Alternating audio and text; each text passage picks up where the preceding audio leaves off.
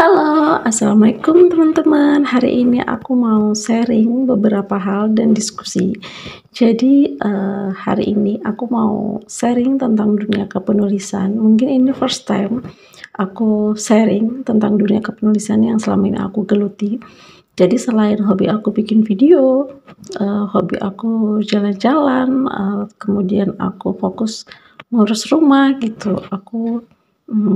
Salah satu profesi aku adalah sebagai seorang penulis dan editor di, salah satu media berita. Tapi aku nggak nulis beritanya, aku pilih jadi penulis novel karena buat aku tuh, lebih lebih nyaman aja gitu kalau aku nulis fiksi. Dan yang aku mau bicarain saat ini adalah tentang, platform-platform yang sekarang ini lagi booming, platform-platform baca tulis yang bisa menghasilkan uang untuk penulisnya. Ada beberapa platform yang memang bisa menghasilkan uang sesuai dengan pengalaman aku selama beberapa tahun ke belakang ini.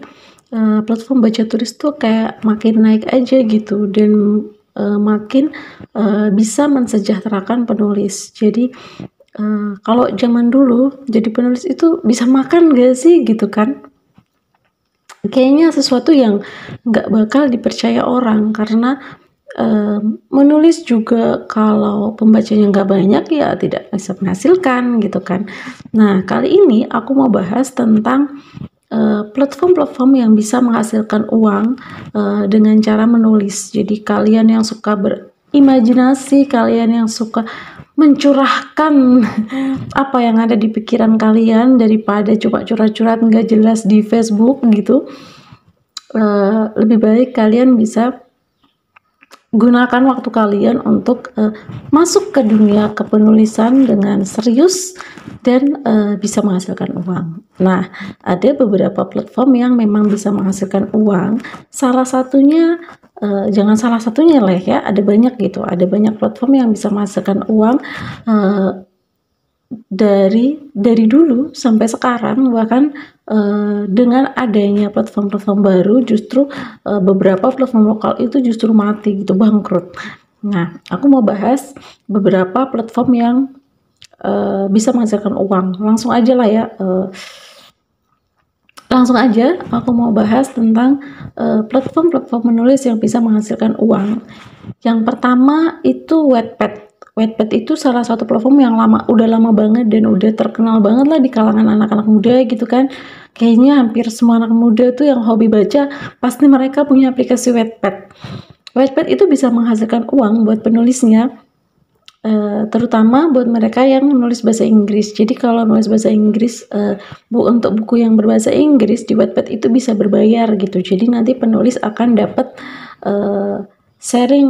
dapat royalti dari hasil penjualan bab berbayarnya. Tapi kalau untuk versi Indonesia sampai saat ini belum ada yang bisa berbayar. Jadi kalau di versi bahasa Indonesianya ya harus bikin dapat uangnya bisa dari film. Kalau misalnya banyak juga kan novel-novel di Wattpad yang diangkat jadi film series gitu kan, itu bisa menghasilkan uang dengan catatan ya ceritanya udah harus booming gitu. Kalau ceritanya nggak booming ya nggak bisa juga menghasilkan uang. Atau misalnya dengan cetak buku gitu, banyak juga dari penulis-penulis Wattpad yang mereka udah terkenal, mereka akan cetak bukunya, kemudian mereka dapat hasil keuntungan penjualan buku itu. Dan merchandise-nya kan sekarang udah mulai kreatif juga nih bikin merchandise untuk novel-novelnya. Nah, setelah Wattpad ada namanya platform tuh Storyal. Storyal itu kayaknya sih platform lokal ya. Dan sekarang tuh udah tutup, kemarin udah mengumumkan bahwa mereka itu bangkrut. Di Storyal itu sebenarnya bisa menghasilkan uang. Jadi tapi untuk beberapa penulis yang memang mereka punya nama dan ada standar editornya, aku nggak begitu paham karena beberapa kali aku ngajukan bab ke premium itu sampai berbulan-bulan tuh nggak diterima gitu kan. Jadi ya mungkin salah satu kendalanya Storyal yang pada akhirnya dia kolaps, mereka tidak bisa menyesuaikan diri dengan keinginan penulis dan pembacanya gitu. Setelah itu ada juga platform namanya cabaca.id. Aku belum cek ya, maksudnya cabaca.id ini masih ada nggak sih sampai sekarang? Aku bahkan lupa, belum ngecek karena udah lama banget. Waktu itu bareng-bareng sama Storyal aku emang sempat baca di cabaca.id. Mereka juga harus lewat editor kan, naskahnya harus lewat editor. Kemudian ada bab berbayarnya, dia kayak pakai kerang-kerang gitu. Aku nggak tahu ketentuannya sekarang seperti apa. Dari bab berbayar itu penulis bisa dapat pembagian bab gitu, pembagian bab berbayar, royaltinya aku kurang tahu peraturannya berapa persen dari penjualan bab. Tapi di Storyal, tapi di Cabaca itu ada namanya bab berbayar, dan di situ penulis bisa menghasilkan uang gitu. Kemudian ada lagi platform namanya Dreamy. Nah, Dreamy ini kurang lebih dengan Good Novel. Dreamy sama Good Novel ini kurang lebih lah, mereka sama-sama berbayar, mereka bisa eksklusif dan non eksklusif. Nah, kalau aku naruh di Good Novel dan Dreamy itu untuk naskah non eksklusif aku, dan kebetulan memang dipanggil sama editornya, ditawarin sama editornya untuk masukin naskah non eksklusif di sana. Jadi aku masukin naskah non eksklusif, tapi kalau non eksklusif itu pasti dapat sharing profitnya, pembagian berbayarnya itu sangat kecil sekali. Jadi nggak terlalu jangan berharap kalau itu bisa banyak gitu, kecuali mungkin memang pembacanya udah sampai jutaan orang mungkin baru bisa kerasa. Tapi aku emang sengaja naruh non-X itu, satu buku tuh memang sengaja aku buat non-eksklusif supaya bisa aku taruh di mana-mana bebas. Jadi di Wattpad ada, di Good Novel ada, di Dreamy ada, dan di beberapa platform yang terima naskah non-eksklusif, aku bakal taruh itu satu naskah yang itu. Nah, itu untuk platform Dreamy dan Good Novel ya, karena aku bahas sekaligus karena memang mereka itu cara kerjanya, polanya itu hampir sama, hampir mirip. Jadi dua-duanya juga sama-sama perusahaan dari Chinese kan. Jadi ya aturannya kurang lebih lah. Mungkin mereka bercabang gitu, aku kurang tahu. Terus habis itu setelah Dreamy dan Good Novel ada juga platform yang bisa menghasilkan uang, yaitu Noveltoon. Noveltoon dan Webtoon itu salah satu aplikasi yang bisa menghasilkan uang, tapi aku nggak begitu paham karena aku sempet sih masukin naskah di situ cuma khusus buat promo doang dan rame gitu kan, tapi aku nggak lanjutin karena di situ tuh harus eksklusif, harus kontrak eksklusif, nggak bisa kalau non eksklusif. Dan buat aku sih kayaknya agak ribet ya, agak ribetnya tuh tampilan bacanya tuh kayak, ya mungkin kalau anak-anak muda zaman sekarang suka, tapi kalau kayak aku nggak nyaman dengan terlalu banyak menu yang aku nggak begitu paham, terus banyak emoji gitu, karena mungkin itu memang konsepnya itu untuk komik. Jadi pas di novel tuh aku nggak dapet lah feelnya untuk taruh novel di situ gitu. Tapi nggak tahu kalau sekarang gimana tampilannya karena udah lama banget aku nggak buka itu. Nah, kemudian setelah itu ada juga platform yang sempat terkenal banget dan sempat booming banget, tapi sekarang udah kolaps juga, namanya Novelme. Jadi aku sempat nulis di Novelme, bahkan aku sempat dapet ratusan juta lah dari royalti di situ. Dimulai tahun 2019, dari pertama Novelme itu tadinya cuma kompetisi-kompetisi tanpa ada bab berbayar, sampai akhirnya mereka punya peraturan bab berbayar, kemudian sampai bisa ngasih gaji ke penulis-penulisnya gitu. Cuman sepertinya ada salah satu kesalahan besar yang dilakukan sama Novelme yang sampai akhirnya mereka kehilangan basis pembaca dan penulis sekaligus gitu. Nanti kita ceritain lah di part berikutnya, karena Novelme ini salah satu platform yang sempat booming, apalagi di saat COVID dulu ya. Dulu zamannya COVID, kita bisa menghasilkan uang dari rumah, itu bener-bener bener-bener salah satu harapan gitu buat para emak-emak gitu, buat para penulis kalau menulis di platform itu bisa menghasilkan uang, dan itu memang babnya berbayar. Di situ pembacanya juga royal banget, mereka sangat sayang sama penulis-penulisnya, mereka bisa kasih gift, bisa kasih hadiah langsung ke penulisnya, dan penulisnya bisa dapat pembagian bab. Cuman di akhir-akhir tuh kayak novel mini kayak mulai apa ya, pembagian hadiah dari pembaca dan pembagian bab itu kayak udah mulai banyak diprotes lah ya sama penulis-penulisnya, banyak ya mungkin karena nggak sesuai gitu dengan yang pertama ditawarkan gitu kan, karena segala macem lah, operasional dan lain-lain. Akhirnya penulis itu milih pindah gitu, salah satunya aku juga. Jadi aku pilih pindah ke platform lain. Tadinya aku masih coba-coba ya, kayak di Karya Karsa. Di Karya Karsa itu justru lebih mudah. Di Karya Karsa juga kita tuh bisa menghasilkan uang, dan enaknya Karya Karsa tuh nggak kontrak guys. Jadi kita bebas, kita nggak terikat kontrak, dan karya kita tuh bisa dibeli gitu sama pembacanya, dan kita bisa dapat hasil dari penjualan itu. Jadi kayak benar-benar pembaca yang bisa menghargai karya kita yang ada di Karya Karsa itu. Terus pembagian babnya juga nggak terlalu nggak seperti platform lain lah ya, yang cuma dapat 20%, 30%, 40%. Nah, di Karya Karsa tuh bener-bener kayak platform itu kayak punya penulis gitu, kayak punya pengkaryanya gitu. Jadi di situ kita dapatnya 90% gitu, dan untuk platform mereka ngambil cuma 10%. Dan itu sebenarnya menguntungkan banget buat teman-teman penulis yang udah punya basis pembaca banyak gitu. Apalagi mereka royal ya, maksudnya mereka nggak mikir dengan uang, yang penting mereka maunya autornya itu menghasilkan cerita yang bagus terus. Itu bisa menghasilkan uang juga di Karya Karsa itu.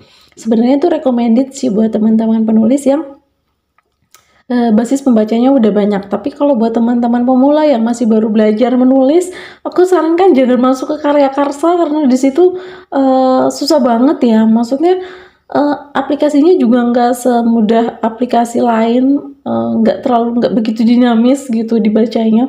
Jadi mungkin pembaca juga lebih nyaman untuk ke aplikasi sebelah gitu kan. Kalau nggak punya basis pembaca yang setia, yang royal, agak susah untuk di Karya Karsa. Kemudian yang sekarang lagi booming, salah satu platform yang diluncurkan sama ByteDance. Jadi ByteDance itu kan salah satu perusahaan besar ya di Cina ya. Dia punya aplikasi TikTok, Resso, kemudian apalagi banyak lah pokoknya. Dan dia itu meluncurkan Vizo novel itu di tahun 2021 sepertinya, di akhir tahun 2021 mereka tuh Vizo itu dirilis, tapi waktu itu belum booming banget. Masih kayak mereka masih ngetes kayaknya, mungkin masih ngecek ombak ya. Kemudian di tahun 2022 aku ditawarin sama editornya, salah satu editornya, dia DM aku, kemudian aku ditawarin untuk masukin naskah ke situ.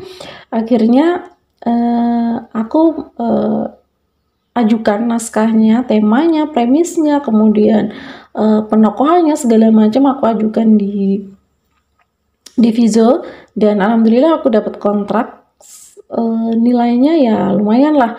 Dari Vizo itu mungkin sampai sekarang aku udah dapat sekitar berapa ya, 5.800 ya, $6.000 lah dari Vizo. Itu untuk penulisnya ya, untuk kontrak penulisnya mungkin kalau dikumpul-kumpulin mungkin sekitar segitu, sekitar $6.000.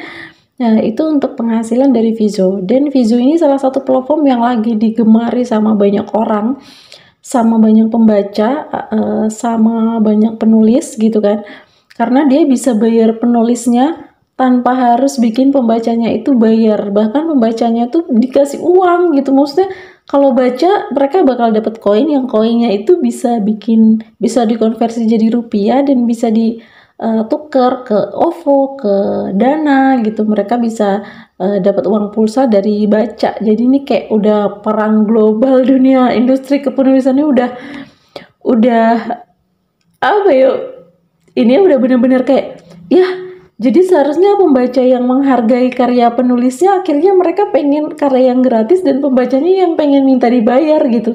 Padahal yang capek kan penulisnya ya, yang mikir buat cari ide dan lain-lain gitu, yang harus riset, yang harus lembur setiap malam, butuh makan, butuh minum dan lain-lain gitu kan. Itu penulisnya, tapi pada akhirnya pembaca minta mereka jadi buka jasa baca berbayar gitu kan. Ini salah satu benar-benar perang global yang sebenarnya berbahaya tapi juga menguntungkan gitu kan di dunia kepenulisan. Nah, mungkin kalau untuk itu nanti kita diskusi di selanjutnya lah ya.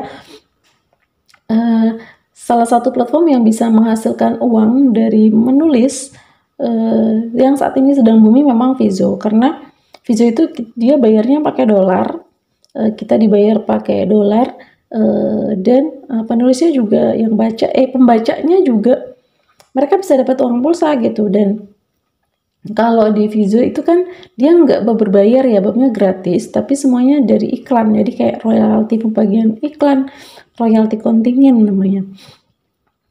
Jadi kita dapat uang itu dari pembagian iklan. Kalau buku kita nggak rame ya nggak terlalu banyak sih ya, kayak misalnya ya paling 1 bulan $1, $2 gitu. Jadi kalau mau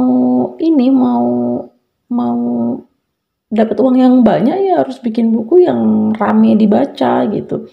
Tapi nggak semua buku juga bisa rame dibaca, karena kan setiap platform punya pasar pembaca masing-masing gitu, punya karakter dan karakter pembaca masing-masing ya, jadi beda gitu. Antara platform yang bacanya gratis dan yang berbayar pasti juga kualitas bukunya tuh beda gitu. Kemudian platform apa lagi ya yang berbayar ya? Yang bisa menghasilkan uang ya. Salah satu platform yang kalau misalnya kalian suka nulis bahasa Inggris nih, kalian bisa juga masuk di novel air Letterlux. Ya, Letterlux tuh punya ByteDance juga, tapi dia versi English, versi bahasa Inggris, dan memang masukin naskahnya agak susah banget di situ. Tapi keuntungannya lebih mudah daripada kita di Vizo atau di platform lain gitu. Maksudnya keuntungannya tuh lebih banyak gitu untuk dapetin keuntungan kalau kita bisa nulis novel berbahasa Inggris. Nah, kayaknya sejauh ini cuma itu aja sih yang aku tahu platform-platform yang bisa menghasilkan cuan. Ada Wattpad, Good Novel, Dreamy, Karya Karsa, Novelme, dan Vizo. Nah, kalau menurut kalian punya nggak referensi lagi platform yang bisa menghasilkan uang buat penulisnya dan bisa mensejahterakan penulisnya? Yuk, komen di bawah dan jangan lupa subscribe biar nanti aku bikin diskusi tentang dunia kepenulisan yang lain lagi. Oke, terima kasih yang sudah menonton. Semoga